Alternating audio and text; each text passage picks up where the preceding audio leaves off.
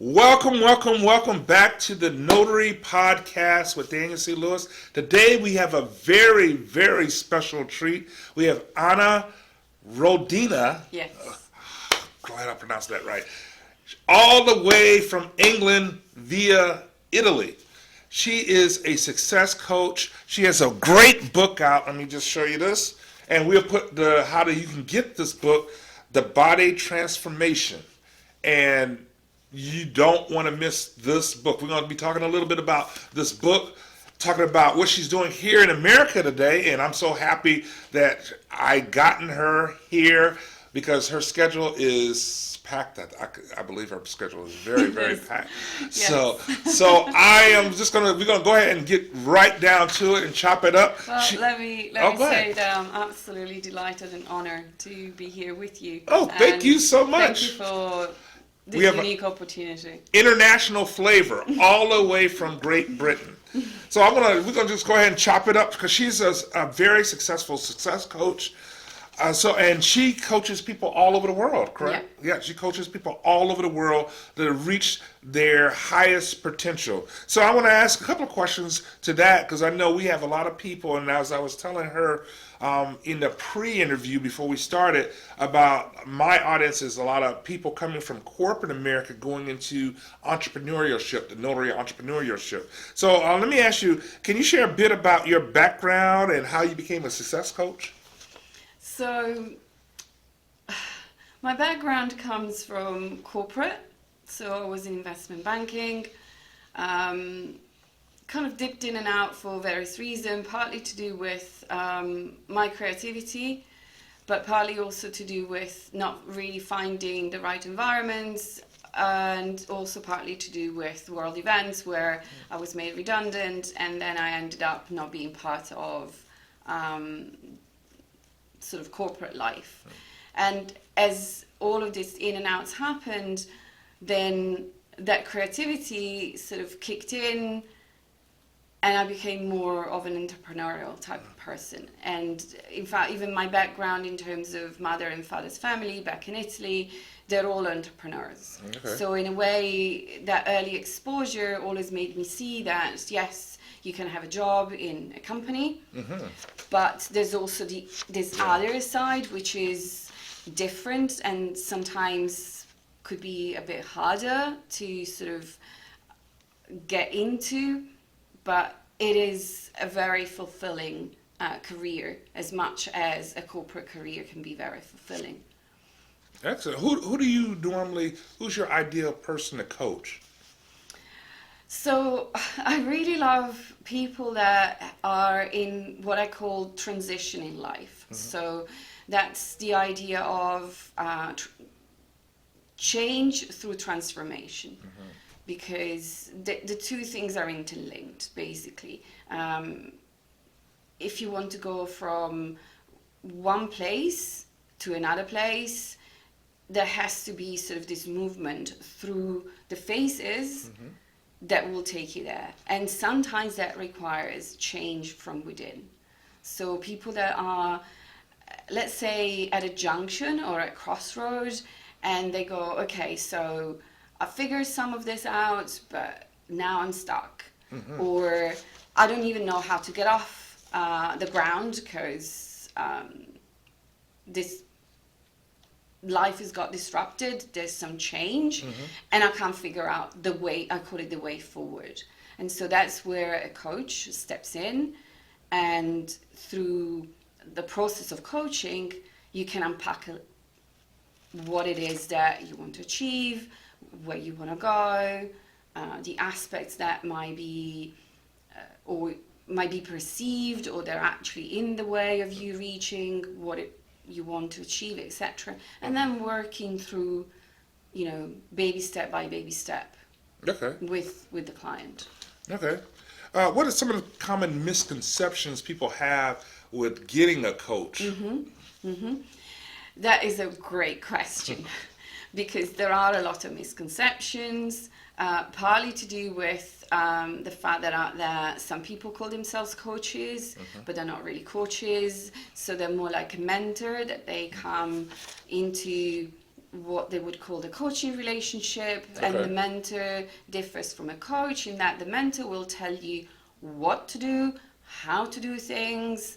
They would actually guide you, maybe even in a prescriptive way, Okay. through a certain pathway, because maybe it worked for them, Yeah. but it might not necessarily work for everyone. Yeah. Yeah. Whereas a coach is what is described as being a thinking partner. Okay. So Oh, okay. that person will be there alongside with you, Yeah. asking lots of questions Okay. of various forms, like the what, the why, the how, looking into different areas of what you're grappling with, and really together unpacking it. Okay. The piece of the mentoring that a coach normally does is about sharing perhaps their personal experience, but in the form of a story. Okay. Never implying that that is the model that you follow, Okay. but is a story that in its element, or even in its an entire sort of, how can I say, situation and problem solving solution comes across as being an inspiration, rather than this is what I need to do or this is what I have to do. Okay. How would a person that, especially with our viewers, they come from corporate America going into entrepreneurship, how would a person tell, do I need a mentor or do I need a coach? What would be, how would I know which one I would need? Yeah. Again, very good question, in the sense that there is a difference. Yeah. And I would say the difference is, it's kind of blurred in a way, because so I would say a mentor is probably more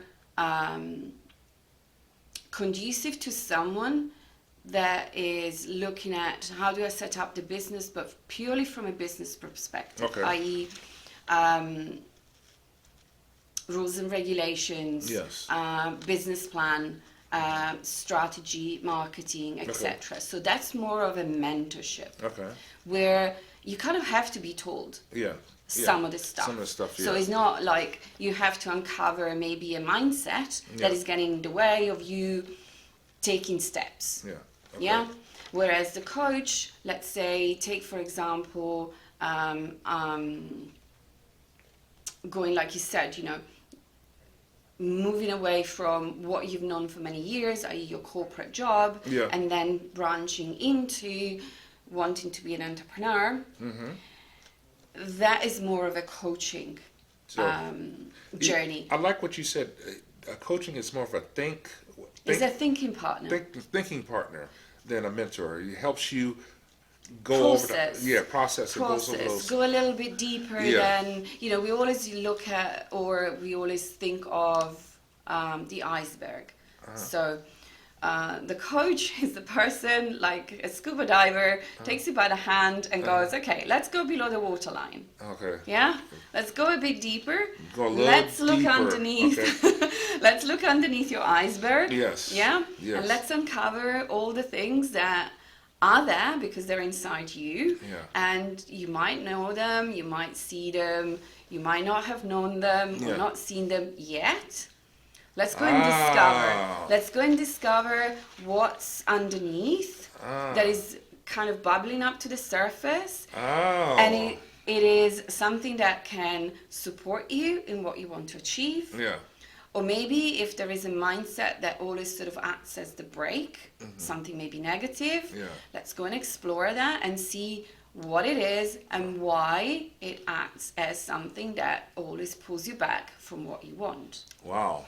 That's powerful. And it's not, That's again, powerful. the other Yeah. difference is that it's not your cognitive behavioral therapy, which is psychology. So that's what a coach is absolutely not.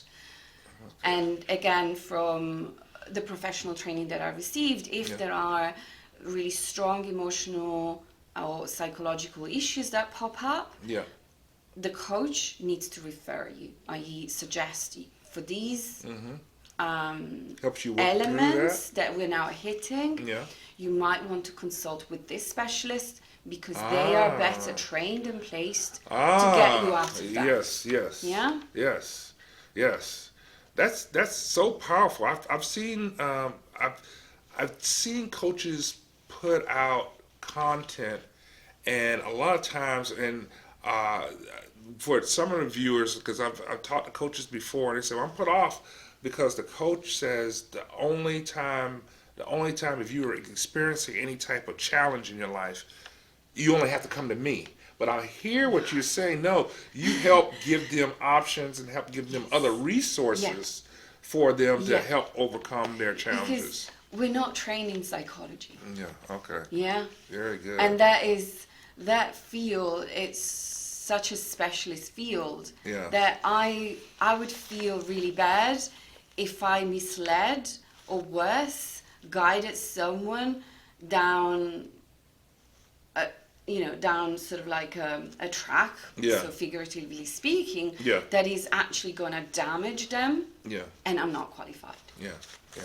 That's very powerful. Very, very powerful. What can you share, particular memorable success stories from your coaching experience? There are many, and one is Nancy. Okay. So with her, we've been going for 2 years. Okay. And so Nancy came to me with 3 different areas of life that she wanted to make a change for herself.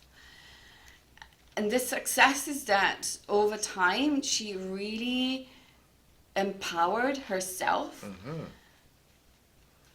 to go through all of those barriers, which were certain mindsets that were acquired from different directions in life. Some of it from her upbringing, and let's call it the nest where she came from.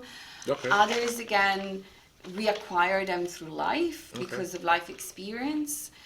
And the success is that she really was able to see them as events that she no longer had to keep as the neuroprogramming that runs her life. So, if I'm understanding this right, because we have a lot of Nancys out there, whereas they have... I don't know if I can sort of like publicly say, probably this is a British thing. You know? In Britain, we always sort of like keep things on the private side of things. So it could be any Nancy. Yeah, but it could be Nancy, Betty, it could be Daniel. But from my understanding, what you said, people are programmed first, what you call the nest.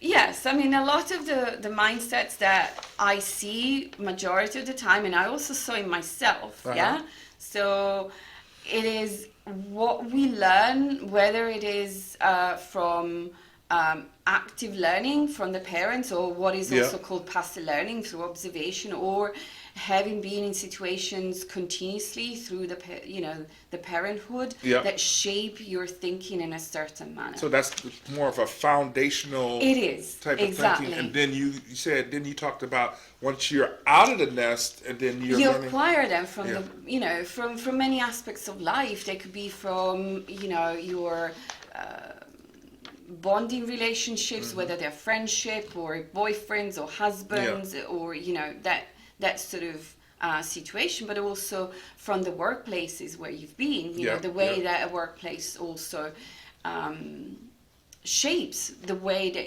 they want you to show up every day at work. So sometimes we end up acquiring those mindsets because work pushes us through those molds. And again, we do it because obviously survival. We go, hey, if at the end of the day I want to get my paycheck, I'm not really supposed to go against the grain, because that's the door. So you kind of mold yourself into the system, you navigate it, and that then begins to run how you think of things, but also how you perceive yourself. Now so we talked about the nest, the foundational, and then outside of the nest, now you're molded by the corporate, and this is where a lot of our viewers are at. they're out of the corporate world, because the corporate world helps mold them into Yes. now they're like a fish out of water. Okay, now I have to go out and do marketing myself. I have to go out Yes. and do the work myself, and that's where what tips would you give those people that they can do right now to get themselves in that mindset to be that transformational person, become Yeah. that transformational person? So, I mean, to just distill it down to like something so, how can I say, so concise is not really possible. But what I would say is that, so when we are in a world like the corporate world Yep. that is around us and we mold ourselves into, Yep. that's your comfort zone. That's the comfort zone. Yeah. Absolutely. You know it is your Yes. comfort zone. And then the entrepreneurship instead is the go figure it out yourself. Yes. Yeah. Yes. And so when I reflect on my journey, what I would and in a way is something that was inside me, I would say go and find what it is very unique about you that becomes your foundation. Okay. Yeah, and again, you can do it through. You don't have to go through the cognitive behavioral sort of route. You do that with a coach because it can be about your psychology, but it doesn't have to be about your psychology. Okay. In my case, is that from a very young age, I was always exposed to mother and father being in entrepreneurship grounds. Yes. But the additional to that, for me personally, was creativity. Okay. So, Yes. and that creative mindset, which basically is experiential, where you go and experiment things without Yeah. the fear of failure, Yeah. Yeah. then that takes you out of, the molded comfort zone into this middle ground, which is the unknown ground. Yeah. But with creativity and really the spirit of experimenting without then inflicting yourself the thoughts, oh, I failed. Well, yes, okay, that's fine. Yeah. Park it away and go again. Yeah. Yeah. What would you say to someone, because a lot of people here, they came from a family unlike yours, that the family was just like blue collar workers, just work, work, work, Yes. and their mindset was, I'm going to go to work, and that's how I'm going to support my family. Yeah. But now, because that's how my family was, they were workers like that. But now, there's so many opportunities in 2024 that people want to become an entrepreneur. They think it's a safer bet to become a. What would you tell those people that came from a relationship, a family, that nesting foundation, that we're just doing blue collar work, and their family is not supportive of them becoming an entrepreneur because that's the only way they see? Yes. Well, And it's not just the mother and father or grandfather. it's generational. It's generational, and I it hear could that. be also a spouse. Yeah, exactly. What advice would you give to viewers that says, I am an entrepreneur, that's what I want to become, that's where I see myself going. My spouse is totally against that. He wants me to just work, go back in corporate America. What advice would you give them? How would you coach them to success, to become transformational? Yeah. To this one, the only thing that comes out to mind is be very clear on why you're doing it. Because the why is the so-called North Star. So what is the North? The North Star is really it's not really a concept, but is something that you have really, really deep inside your heart and your soul, and is the driver that underpins everything else that will unfold. When you're clear as to why you're doing it, so why does it matter to you personally? Like you said, detached from the immediate family or the extended family. Yeah. Because when you're clear on what your heart and soul drive you to do, nothing else stands in the way. Yeah. Okay. And you can then negotiate, what I would say, negotiate your requests with the world. Yeah. Yeah. So Okay. there's also this concept in coaching that you decide things for yourself, for your life, etc. But then, like you said, how do you then combine that with the world that you live in? And so that goes through really negotiating and putting out requests to the other world of, could be acceptance, Yeah. of negotiating, that middle ground. Okay. Because again, most of the learning and the world that we live in, and I lived in that too, is black and white. Yeah. This or that, very polarized. Yes, very polarized. And then the gray bits in the middle are almost like not considered or discarded at worst. Yeah? Yeah. But there's a lot of gray shades. Yeah. And those are where we can come together and make the pathway a workable.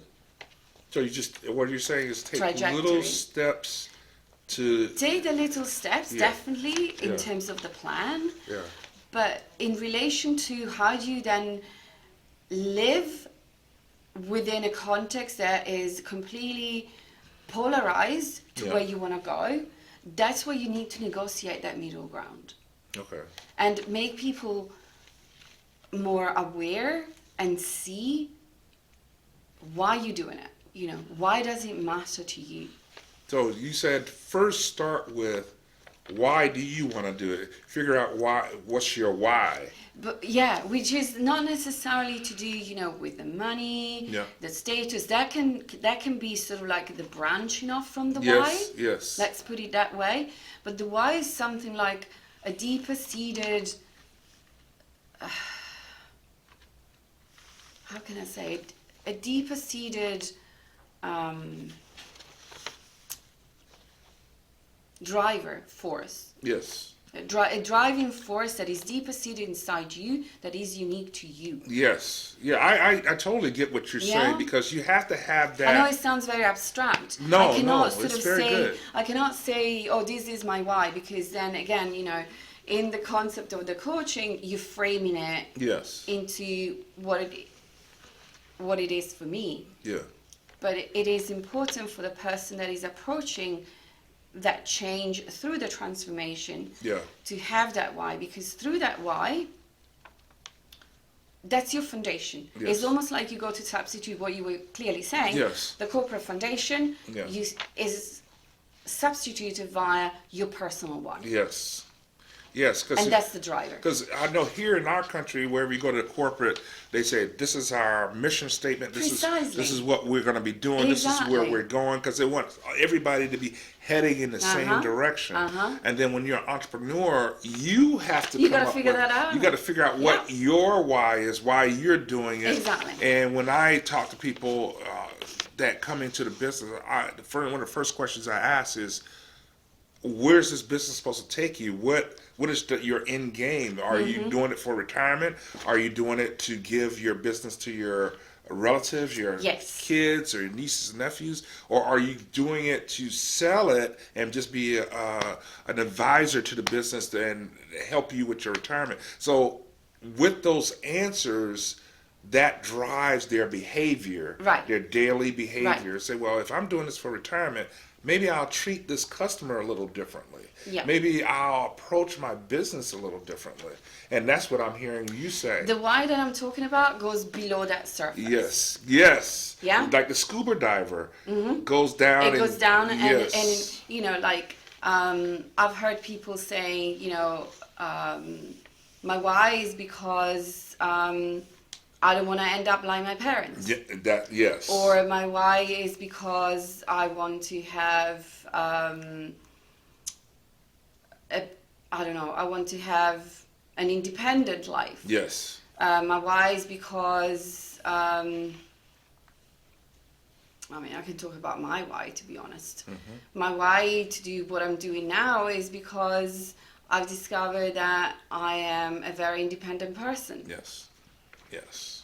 Yes. It could be a number, because everybody, as you It's very said, individual. very unique. Everyone's unique. They come from a different foundation.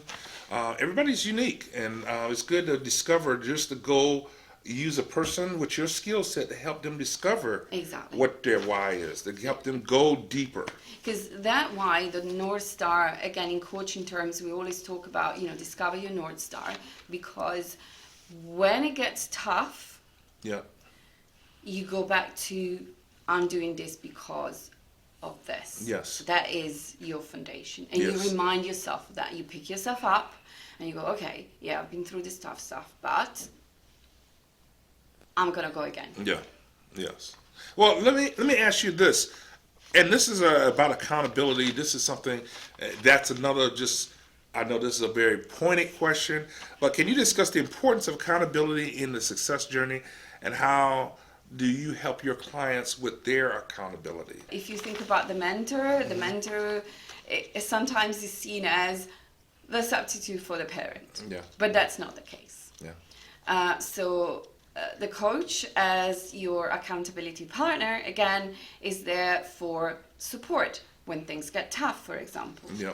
But also to celebrate your successes, Yes. to keep you on track. Yes. And, the check-ins, as they are called in the jargon, they can be daily, weekly, Okay. again, but that is not what the coach decides. For example, on the frequency, Okay. is the person that has engaged the coach that goes, okay, I'd like you, for example, every day to just send me a message. Or Oh, okay. the most powerful way that, in fact, one of my coaches, because I also had coaches. Okay. So one of my coaches said, I am here for you, and it's up to you whether you reach out to me via text, via email, or a telephone call. So they leave the responsibility with you. Exactly. Okay. So you, as the person who is being coached, Yeah. decide on the frequency and the channel of communication. Okay. And then the coach also has the role of responding, Yeah. but not necessarily responding with solutions. Okay. Yeah. Again, is there to guide you Yes. through the process. It could be that I respond maybe with a question, Yeah. or I summarize what's going on that Just you to have shared with me. Promote thought and analyzing Yeah. each situation. Instilling that empowerment to say, you've got this, I'm here with you, and together we're navigating. Okay. Yeah. Yeah. Got it. And that together navigation is, I will shine the light on things, almost like you have a torch and you just point it in different places of what the, let's say, the email was talking about, so that there is that progression, Yes. but not with any direct suggestions. Yes. Yeah? Yeah. Very, very. That's But you're also very good. accountable to your own self. Yes. So Yes. there's two sides to the accountability. Yes. And yourself, sort of, the accountability to yourself is, again, that honest and non-judgmental summarization of what is going on. Okay. I get that. And that could be done in the form of a journal. Yeah. Yes. Or can be done in the form of, sometimes I suggest to people, if you have someone in your life that you really deeply trust, and that's the most important thing, you trust them to listen to you and not judge you and not sort of like say things that might influence you in one way or another. Yeah. So you can also rely on a friend or someone that knows you so intimately that you put trust in them to listen to you. Yes. Yes. Yeah.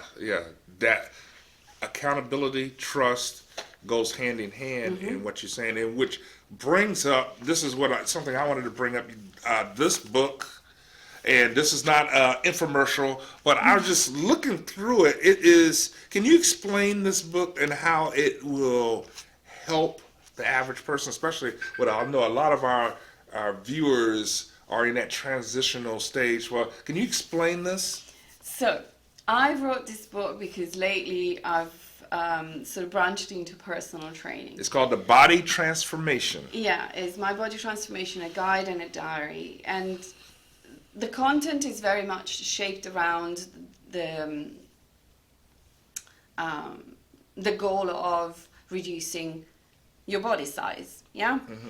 But at the same time, it's been structured in a way that is... It's so much more. It's so much more because it's a self-coaching book. Yes. Where it's structured as the beginning of a coaching relationship. You do your self-reflection, understanding what led you to where you are, why you want to go a certain way, and then obviously in the concept of reducing your body size, it takes you through the knowledge and information how to do that. So that's the mentoring piece. And then the latter part of the book has 12 weeks where you basically are self-coaching yourself through the coaching structure that you would do with a coach. It doesn't really substitute the coach because at some point you might bump into things that you go, oh my gosh, I don't know where to get over this piece. So the coach can come in and support you through those moments as well. But the aim is really that you begin this 12 weeks of self-discovery, week in and week out, guided by a structure that is a coaching structure. And then right at the end, like it happens in any coaching relationship, after a period of time, and you've done a lot of discoveries about yourself and how you think and how you connect, react, and repurpose or recharge yourself, you pick up yourself and go again. I invite people to do what I call the rinse and repeat. So you do a super sort of like download of all of the journey that you've been through the 12 weeks. And again, there's a bit of discerning between what has worked really well and why, what hasn't worked so well and why, and what doesn't really work for you. So that's the piece of discovery. And so you take forward the first two pieces, what worked well, what hasn't worked well, and for rational reasons, not sort of like judgmental or self-deprecating type of reasons. It didn't quite work because such is life. So you take those pieces and you go forward and you go again, because that's how life is. We go through cycles of trying, failing, falling, picking ourselves up again and going again. And this is really it is really the essence of entrepreneurship. That I was just looking through it, just briefly looking through it right before we started. I was like, wow, this can change people's lives. I mean, think of it. You get this, you go through the 12-week process. I think she starts with, you write down what your intentions are, because a lot of people try to live a intentional, purposeful life. You write down what your intentions are. Then you track yourself. You track and see, am I living that intention? And then you reflect. You reflect on it. This book is a life changer. This could be your aha moment. So we will definitely put in the description below exactly how you can get your hands on this book, how you can contact this success coach. Any thoughts you want to leave our viewers, that tips, thoughts you want to leave our viewers that you haven't hit on yet? You've given us a lot of great nuggets that we can take and just start transforming our lives to where we want them to be, change the trajectory of our lives. Any lasting thoughts you want to give? I'm thinking more of mindsets to hold that can be really promoting what your heart most desired. Don't be afraid of making mistakes. Oh, so powerful. Don't be afraid of making mistakes. Because they're not mistakes. They're not mistakes. What do you call it? It's life experience. Yes, it's life experience helping you for that next. Even we was talking about this podcast. I had guests on the podcast, forgot to hit record, forgot to turn the mics on. But yes, I am so happy. Those are my mistakes, but I learned from them, and we're here now with an international coach, all the way here from Britain and Italy. So thank you so much. Thank you so much for coming. It's been a great pleasure. We got to have her back on, and we got to make sure you check out her book. It's life changing. So I want to thank you. Make sure if you like the content in this podcast, make sure you hit like and subscribe. We'll see you on the next podcast. Thank you. Thank you.